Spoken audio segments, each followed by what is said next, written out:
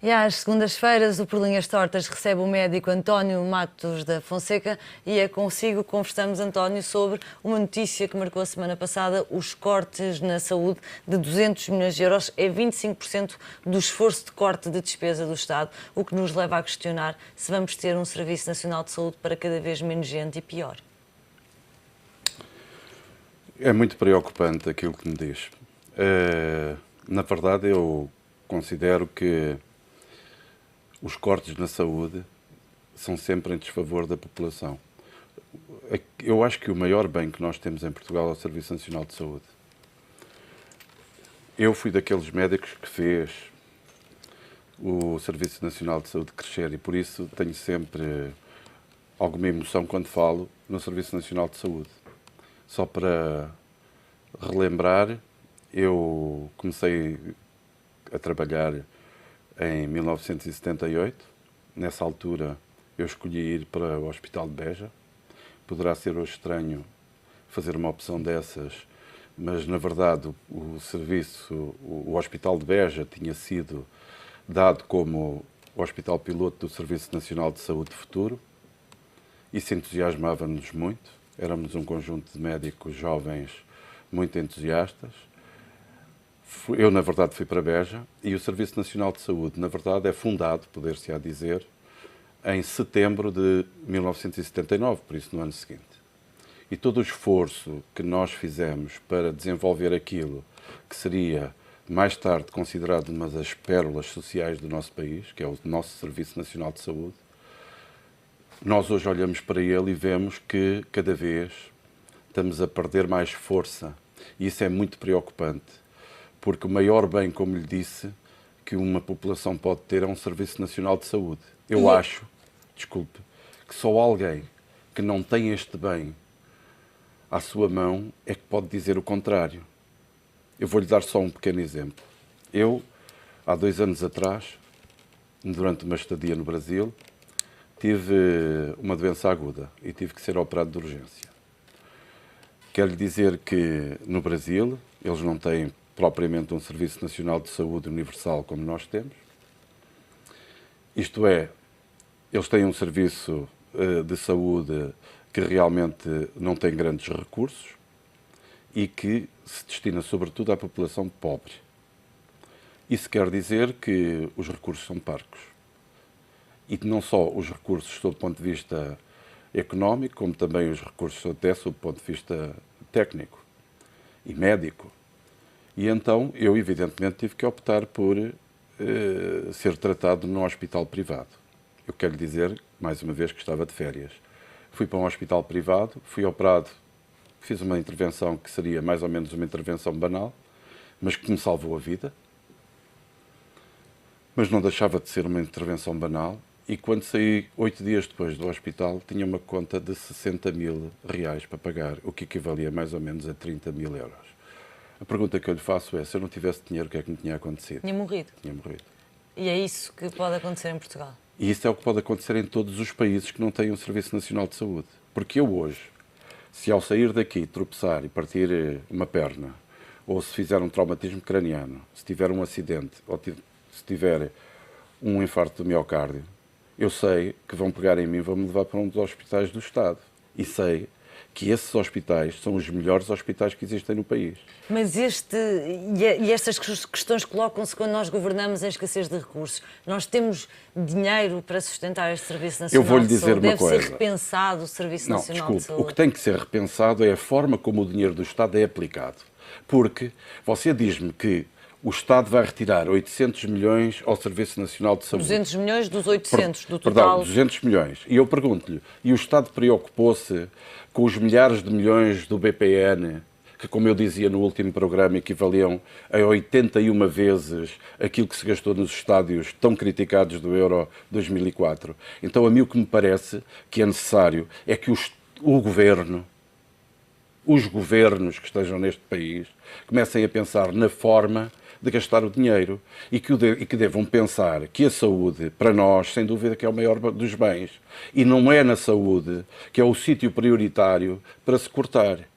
com certeza que existem as tais gorduras que os políticos gostam tanto de falar, noutras localizações, que darão menos dano para a população nacional do que cortar na saúde. António, há pouco falava que é no setor público que estão os melhores médicos, o que acaba por ser um contrassenso se só olharmos para esta questão do ponto de vista económico, porque progressivamente ao longo dos últimos anos foi-se retirando dinheiro aos funcionários públicos e aos médicos do setor público também.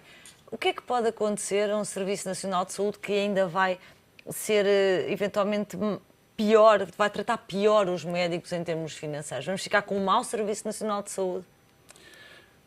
Podemos ficar com um mau Serviço Nacional de Saúde, mas não vamos ficar com maus médicos. Vamos ficar com médicos algemados, que é uma coisa diferente. Eu quero lhe retificar uma coisa que eu não disse, que era no Serviço Nacional de Saúde que estão os melhores médicos. Os melhores médicos estão em todos os lados, porque nós vamos encontrar excelentes profissionais, quer no Serviço Nacional de Saúde, quer fora do Serviço Nacional de Saúde. Agora, o que acontece é que os médicos do Serviço Nacional de Saúde, com certeza, que não trabalham no Serviço Nacional de Saúde por questões económicas, isto é, nós, quando nos formamos em medicina e queremos ser médicos e saímos para os hospitais, nem sequer nos passa pela cabeça quanto é que vamos ganhar, porque isso não nos interessa. Nós queremos é ser médicos. E quando chegamos a ser médicos, não é logo que nos licenciamos em medicina que somos médicos. É um percurso longuíssimo. É um percurso que demora mais tempo. Nós, aquilo que pensamos sempre é nas nossas capacidades relativamente aos doentes e às doenças. Nunca pensamos se estamos a ganhar mais 10 ou menos 10. Por isso, quando hoje em dia, por exemplo, se fala tanto nos cortes nas horas extraordinárias, isso é uma coisa extraordinária realmente, porque se obriga muitos médicos e outros profissionais da saúde, evidentemente, a fazerem horas extraordinárias não remuneradas. Eu gostava de saber se uma das minhas empregadas domésticas eu lhe dissesse que não ia pagar as horas extraordinárias, como é que ela iria reagir. E eu quero lhe dizer que os médicos até têm essa capacidade de sacrifício, de conseguir muitas vezes de aceitar medidas que vão totalmente contra aquilo que é a sua própria vida privada, por exemplo, em termos de remuneração, para não baixarem os braços e não deixarem de tratar os seus doentes.